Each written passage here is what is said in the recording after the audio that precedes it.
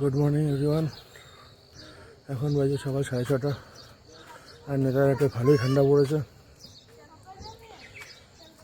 7টা নাগাদ বেরোনোর প্ল্যান আছে। আজকের গন্তব্য বেতলা ফরেস্ট, লোদ ওয়াটারফলস, আরও একটা সাইট সিন আছে। দেখো তো একটু ফ্রেশ হয়নি, ঠান্ডা ভালোই লাগছে সত্যি বলছি। কারণ নেতারহাটের যেটা হাইয়েস্ট পয়েন্ট তার হাইট প্রায় 3700 ফুটের আশেপাশে।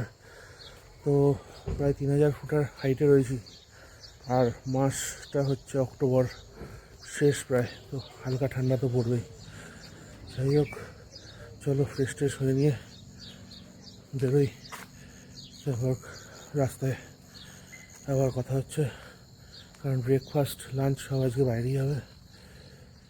ঝটপট রেডি হয়নি, চল।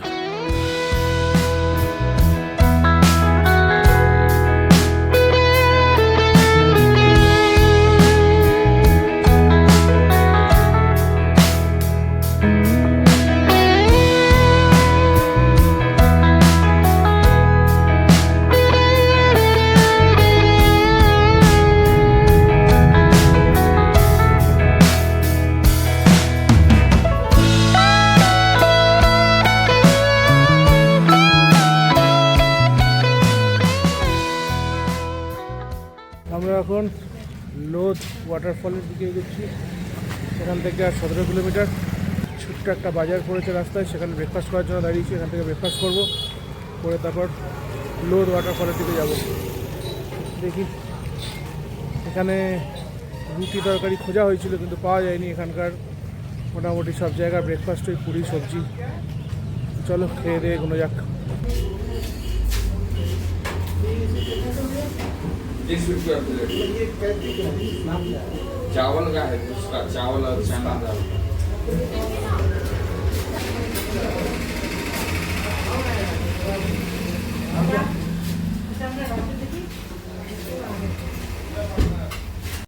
এটা হচ্ছে এখানকার 30 টাকার প্লেট, পুরি সবজি জিলিপি। আর এটা ধুসকা, চাল দিয়ে তৈরি ধুসকা। এটা অনেকটা মালপোয়ার মতো।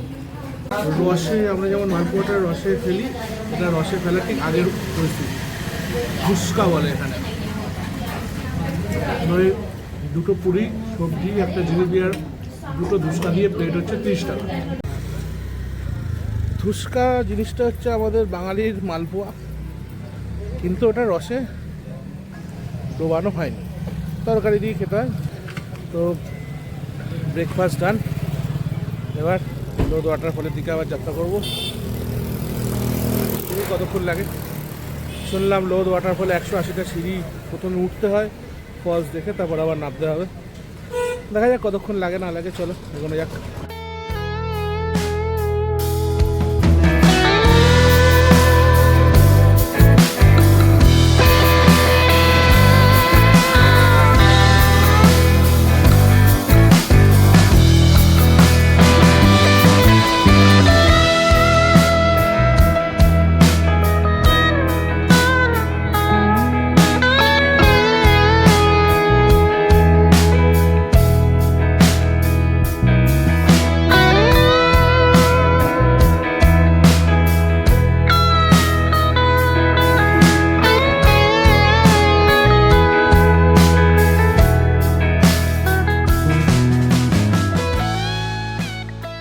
আমরা এসে গেছি লোদ ওয়াটারফলের একদম সামনে, কিন্তু ওয়াটারফলটা এখন দেখা যাবে না, কারণ এখান থেকে 180টা সিঁড়ি উপরে উঠতে হবে, তারপর দেখা যাবে। আওয়াজ শোনা যাচ্ছে হালকা, কিন্তু এখনও দেখা পাওয়া সম্ভব না। উঠি তারপর। আর সামনের যে চেকপোস্টটা দেখলে গেট, ওখান থেকে ঢোকার সময় টিকিট কাটতে হবে। এই হচ্ছে টিকিট, 50 টাকা গাড়ির জন্য, আর 3টে 10 টাকার টিকিট পার হেড, মোট 80 টাকা। পার্কিংয়ের বড় জায়গা আছে, অসুবিধা নেই।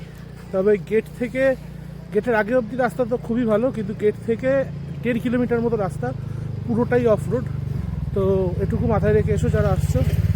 আর জার্কিং থেকে বুঝতেই পেরেছো, মানে ভালোই অফ রোড। তো সেরকম খুব একটা অসুবিধা হবে না, মানে খুব একটা সেরকম খারাপ রাস্তা না, কিন্তু অফ রোড। পার্কিং থেকে এবার আমরা সিঁড়ির দিকে হাঁটা শুরু করেছি। চলো দেখা যাক, 180টা সিঁড়ি উঠতে হবে। সিঁড়ির হাইট কতটা দেখি, কতক্ষণ লাগে দেখি, চলো। এগোনো যাক।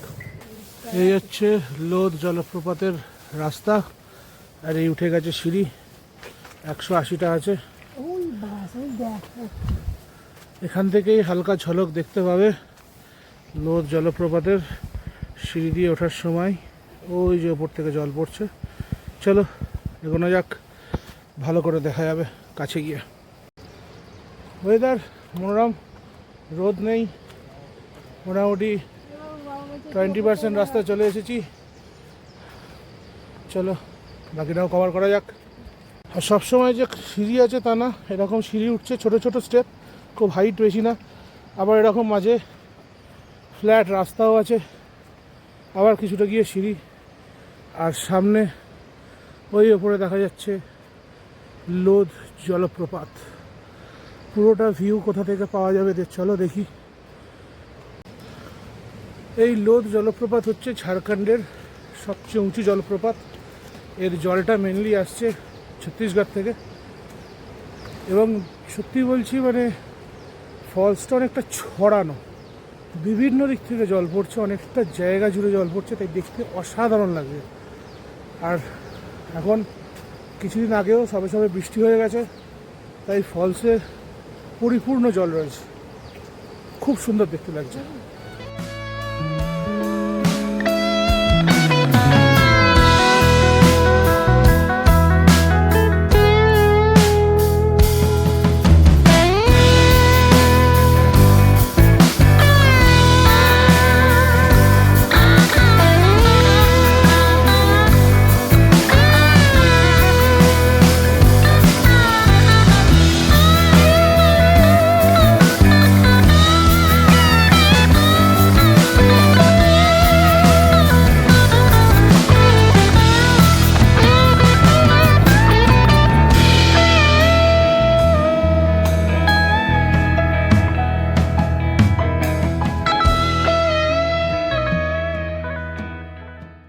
রাস্তায় মাঝে মাঝে শেড করা আছে, যারা যাচ্ছে তাদের জন্য বসার ব্যবস্থা আছে, বেঞ্চ পাতা আছে। তবে বসার সময় একটু দেখে বসো, চারপাশটা পুরোটা জঙ্গল। অলরেডি আমার চোখে প্রমাণ সাইজের বেশ বড় বড় 2-3টা মাকড়সা নজরে এসছে। তারা যথেষ্টই বিষাক্ত, এবং অন্য পোকামাকড় তো আছেই। তো শেডের তলায় বসো বা চেয়ারে বসো, যেখানেই বসো একটু ঝেড়ে নিয়ে দেখে নিয়ে চারপাশ পরিষ্কার করে তারপর বসো। এছাড়া রাস্তা সেরকম খুব একটা খাদ্যের কিছু না, মোটামুটি ভালোই। সিঁড়িগুলো খুব একটা উঁচুও না। মোটামুটি 50% এসে গেছি, আর 50%। চলো এগোনো যাক। প্রায় চলেই এসেছি, আর 40-50টা মতো সিঁড়ি বাকি। তাহলে একেবারে লোদ ওয়াটারফলের সামনে পৌঁছে যাব। সেখান থেকে ভিউটা এনজয় করতে হবে, অসাধারণ লাগছে এখান থেকেই। আওয়াজ শুনে বুঝেই গেছে পৌঁছে গেছি। আর সামনের দৃশ্য দেখে আমার সানগ্লাস অটোমেটিক মাথায় উঠে গেছে, চোখ থেকে খুলতে বাধ্য হয়েছি। চোখ ধাঁধানো দৃশ্য, মানে কি দেখিলাম জন্ম জন্মান্তরেও ভুলিব না, সেই কথা মনে পড়ে যাচ্ছে চাঁদের পাহাড়ের। একবার দেখো, এই হচ্ছে লোদ ওয়াটারফল। এটা ফার্স্ট পিকটা, এখান থেকে আবার জল আসছে এখানে। জাস্ট ইম্যাজিন কতটা জায়গা জুড়ে ওয়াটারফলটা রয়েছে, মানে কি অসাধারণ লাগছে দেখতে পুরো জায়গাটা। এই হচ্ছে পুরো ওয়াটারফল, ওয়াইড অ্যাঙ্গেলে ভিডিও করে দেখাচ্ছি পুরো ওয়াটারফলটা, মানে অসাধারণ দৃশ্য, অসাধারণ। মানে সত্যি এই যে খাটনি সিঁড়িওটার, সেটা মালুমই হবে না এখানে আসার পর।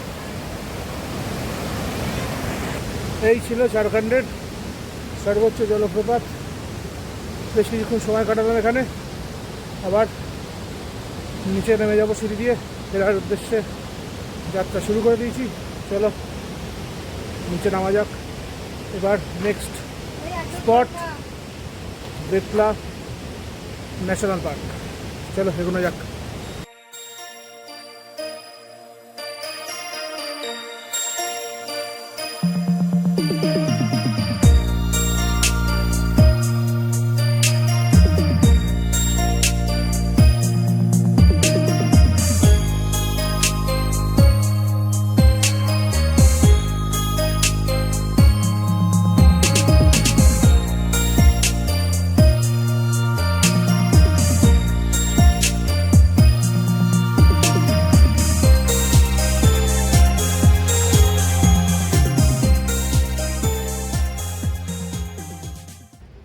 আমরা এসে গেছি সুগা ড্যাম ওয়াটারফল। এটা অ্যাকচুয়ালি কোনো ওয়াটারফল না, এটা পাহাড়ি একটা নদী।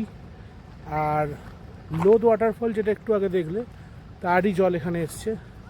এখানেও ঢোকার মুখে এরকম টিকিট কাটতে হয়, পার হেড 10 টাকা আর গাড়ির জন্য 50 টাকা।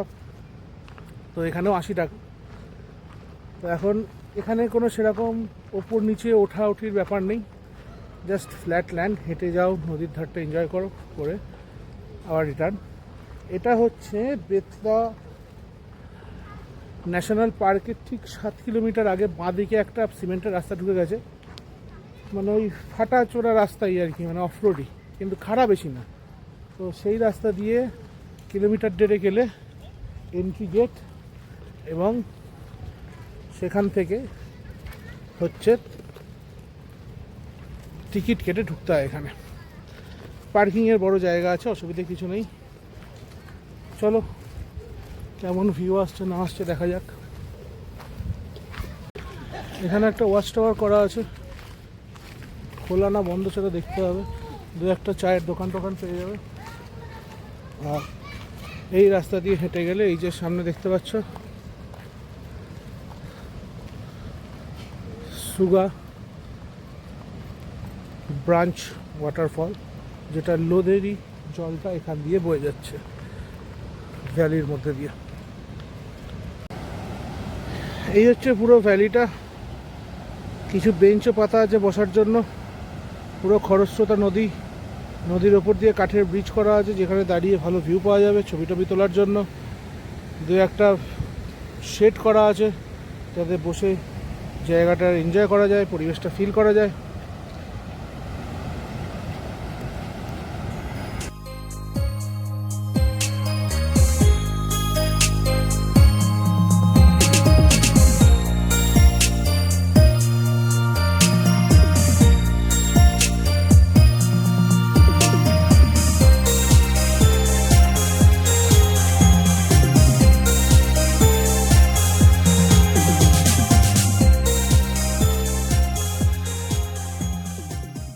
সুন্দর হাওয়া দিচ্ছে, আর জলের পরিমাণ অনেকটা বেশি, কারণ বর্ষার পরপরই এসেছি।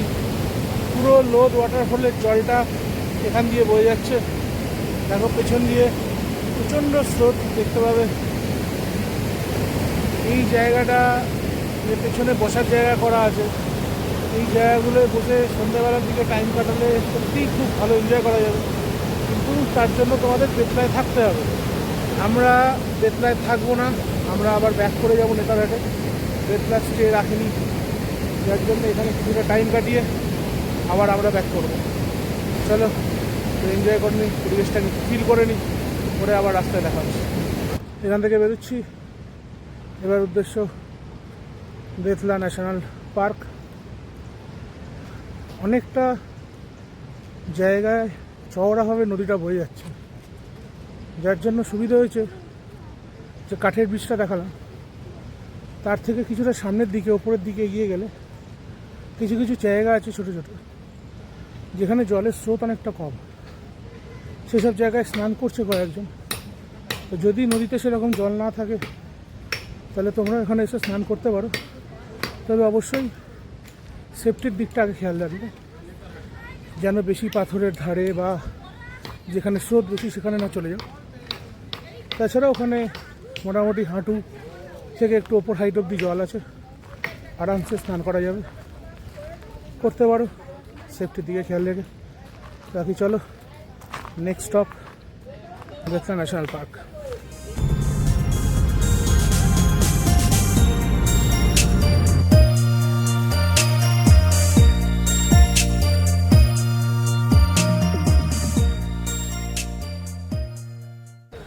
আমরা এসে গেছি মিশিয়া ওয়াটারফলে। সুগা ওয়াটারফলে যেটা বললাম যে বেতলা ন্যাশনাল পার্ক থেকে 7 কিলোমিটার আগে, অ্যাকচুয়ালি ওটা ভুল। আমি ঢোকার সময় বোর্ডে দেখেছিলাম 7 লেখা আছে, কিন্তু 7-এর আগের নাম্বারটা কোনোভাবে মুছে গেছে, ওখানে একটা 6 থাকবে। তো ওটা ছিল 67 কিলোমিটার্স আগে, বাদিকে ঢুকতে হতো। তো এই 67 কিলোমিটার্স সুগা থেকে বেতলা ন্যাশনাল পার্ক। এখন এই 67 কিলোমিটার্সের ডিস্টেন্সের মধ্যে আরও 2-3টে সাইট সিন আছে। তার মধ্যে প্রথমটা হচ্ছে মিরচিয়া ওয়াটারফল, সেখানে চলে এসেছি। এই মিরচিয়া ওয়াটারফলের জল অ্যাকচুয়ালি ওই সেম জলই যেটা লোদ থেকে সুগ্গায় আসছে, এখন এটা সুগ্গা থেকে মিরচিয়া ওয়াটারফল হয়েছে। এটা একদম শেষে গিয়ে কোয়েল নদীতে মিশেছে। তো আপাতত ওয়াটারফলের দিকে যাব। পেছনেই দেখতে পাচ্ছ ওয়াটারফলে ঢোকার জন্য গেট। খুব একটা বেশি ডিস্টেন্স না, অল্প একটু হাঁটার মতোই, সুগ্গা ফলসের মতোই ডিস্টেন্স। চলো হেঁটে ওয়াটারফলে যাই, তোমাদেরও দেখাই, আমিও দেখি। ঢোকার মুখে কিছু সিঁড়ি আছে, সিঁড়িটা খুব একটা খারাপ নয়, ঠিকঠাকই। এখানেও ঢোকার জন্য এন্ট্রি টিকিট আছে, তবে পার্কিংয়ের কোনো চার্জেস নেই। এই যে টিকিট দেখে নাও, 3 জনের 10 টাকা করে, 30 টাকার টিকিট কাটতে হবে। মানে আমাদের 30 টাকা টিকিট কাটতে হয়েছে। এখানেও কিছু বেঞ্চ টেঞ্চ করে দেওয়া আছে, বসার জায়গা আছে এবং কাঠের ব্রিজও করা আছে, যাতে মিডিল থেকে ফলসটা ভালো ভিউ পাওয়া যায়। ওয়াশরুমের ব্যবস্থাও আছে, তো নিশ্চিন্তে কোনো রকম সমস্যা হবে না এখানে আসলে কারোরই।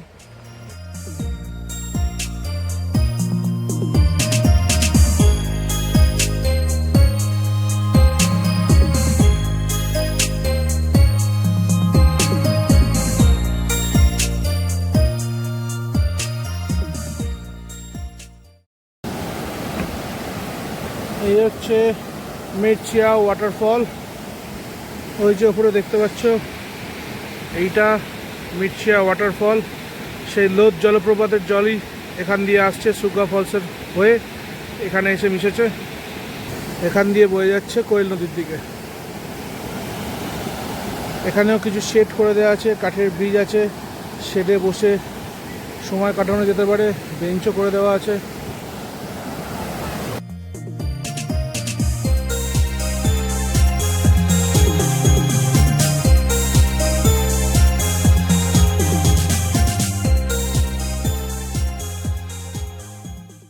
মিরচিয়া ফলস থেকে বেরোচ্ছি, এবার রাস্তায় পড়বে পালামু ফোর্ট। চলো পালামু ফোর্টের দিকে এগোনো যাক। এখন মোটামুটি বেজে গেছে প্রায় 1:30। দেখি পালামু ফোর্ট দেখে হয়তো লাঞ্চ করবো। আপাতত এখান থেকে বেরিয়ে পালামু ফোর্টের উদ্দেশ্যে রওনা হওয়া যাক। চলো।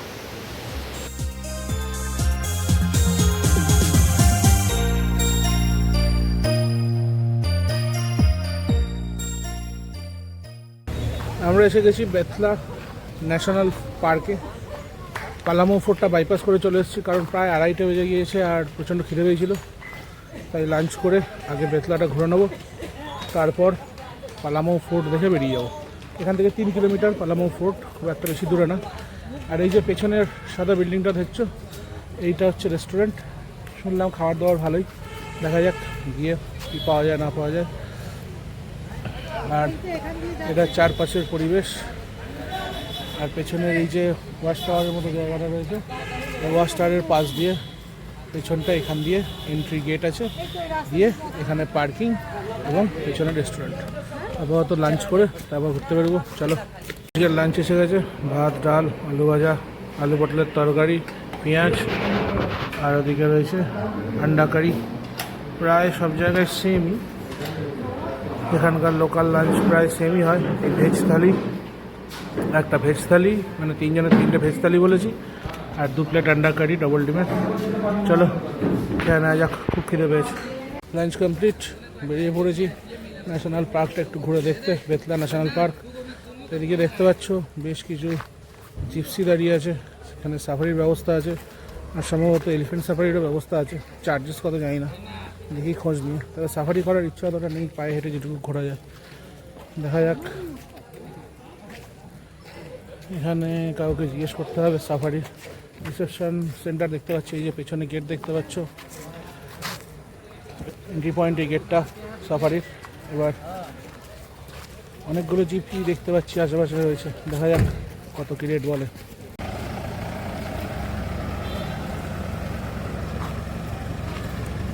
একটা জিপসি সাফারির জন্য চলে গেল। আশেপাশে হাতি আর কিছু বন্য জন্তুর ছোট ছোট মূর্তি বানানো আছে। এই গেট দিয়ে সাফারির জন্য জিপসিগুলো ঢুকছে ভেতরে। তো খোঁজ নিলাম, যা বলছে তাতে একটা জিপসি 2450 টাকা আজকের দিনে রেট সাফারির। ঘন্টাখানেকের মতো সাফারি হবে। এখন এত টাকা দিয়ে সাফারি করার ইচ্ছে আর নেই, কারণ ডুয়ার্সে যা সাফারি করে এসেছি বা বান্ধবগড়ে যা সাফারি করেছি তখন ব্লগ করতাম না, কিন্তু সেই সাফারি অনেক ভালো এর থেকে। আর এইটুকু টাইমের জন্য আর এই সাফারির জন্য টিকিট কাটছি না।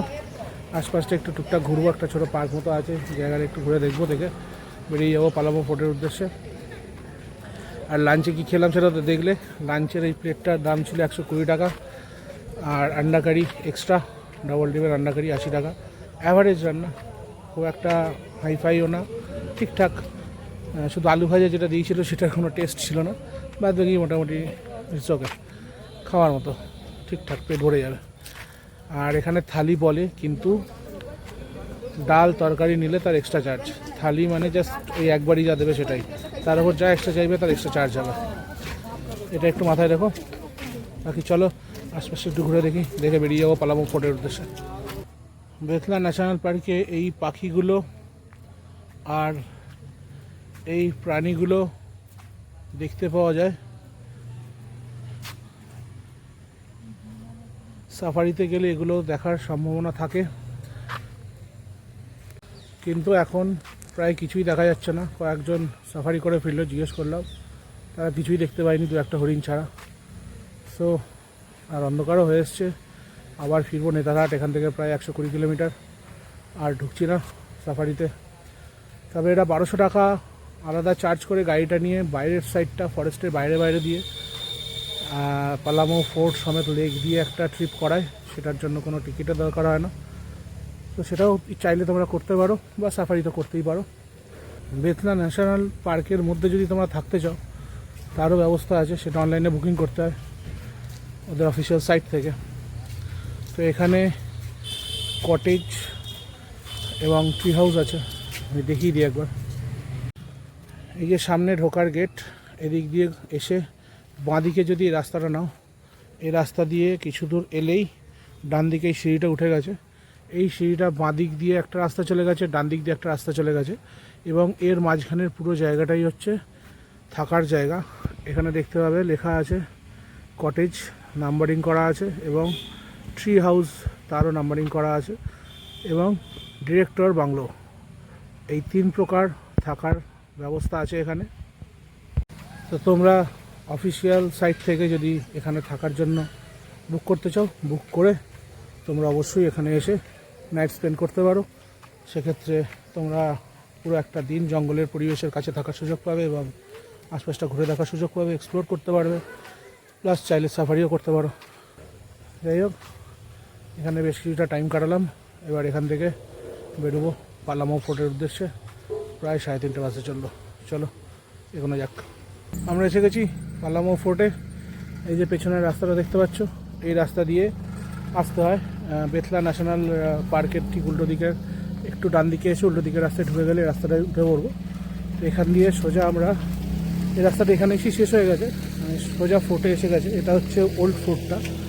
আর কিছুটা আগে পাহাড়ের মাথায় দেখতে পাবে নতুন ফোর্ট, এটার পর ওটা তৈরি করা হয়েছিল।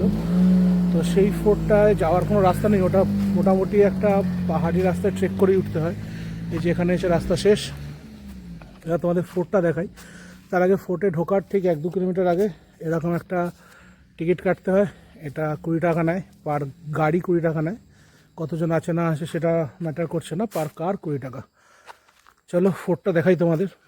এই রাস্তা আর এই রাস্তার পাশেই হয়ে উঠে গেছে ফোর্ট। এটা হচ্ছে পুরনো পালামো ফোর্ট, ওল্ড ফোর্ট। এটা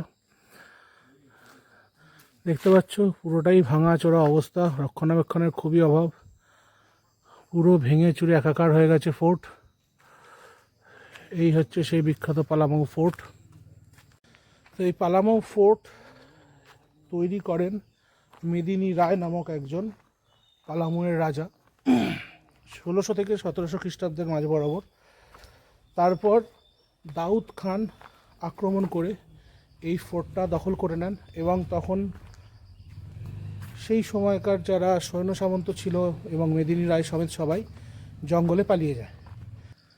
তারপর 1700 খ্রিস্টাব্দের পরবর্তী সময় এই ফোর্টটা চলে আসে ব্রিটিশ ইস্ট ইন্ডিয়া কোম্পানির হাতে।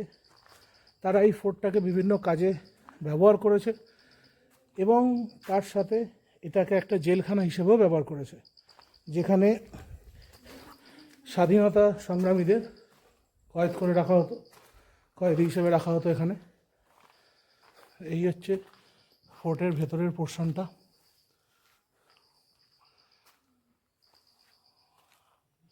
গাছপালা জঙ্গলে ভর্তি, পুরো ভাঙাচোরা অবস্থা। দেয়ালগুলো খসে খসে পড়ছে, দেয়ালে গাছ জন্মে গেছে।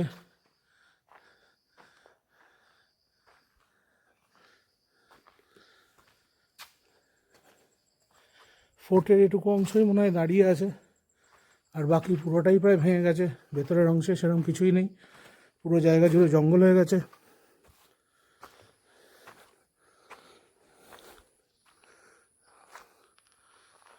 ফোর্টের দেয়ালের পাশ দিয়ে একদম জঙ্গল গজিয়ে গেছে।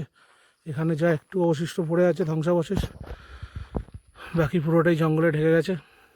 এর বেশি ভেতরে আর ঢুকবো না, অন্ধকার হয়ে এসছে, প্রায় 4টে বাজে চললো। জঙ্গলের মধ্যে কোথায় কি বসে আছে বোঝা যাচ্ছে না, তাই এখন একটু এখানে দাঁড়িয়ে ব্যাক করবো নেতারহাট। আজকের মতো সাইট সিন এখানেই শেষ, বাকি নেতারহাট পৌঁছে বাকি কথা হবে। চলো ফেরা যাক।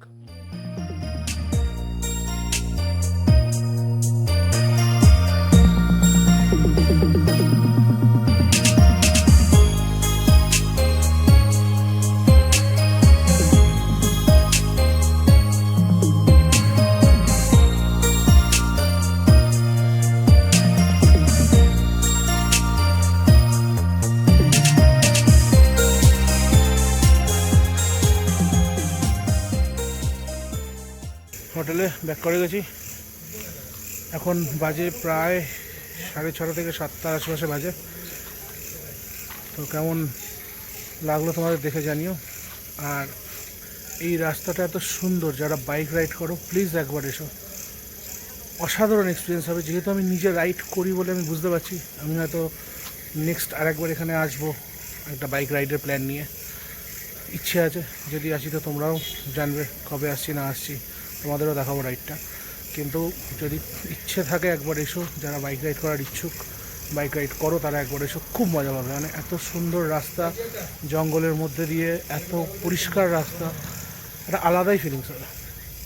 ঠিক আছে, চলো আজকের মতো ব্লগ এখানেই এন্ড করছি, আবার কালকে সকালে দেখা হবে। কালকে আমাদের ডেস্টিনেশন এখান থেকে বেরিয়ে রাঁচি হয়ে পথরাতু ভ্যালি, এবং যদি পসিবল হয় রাজারাপ্পা মন্দির, কারণ কালকে রাতে 10টায় ট্রেন আছে হাতিয়া থেকে হাওড়া কিয়াইয়োগা এক্সপ্রেস। তার মধ্যে যতদূর কভার করা যায়। আপাতত ডিনার, দেন টানা ঘুম। চলো কালকে দেখা যাচ্ছে, গুড নাইট।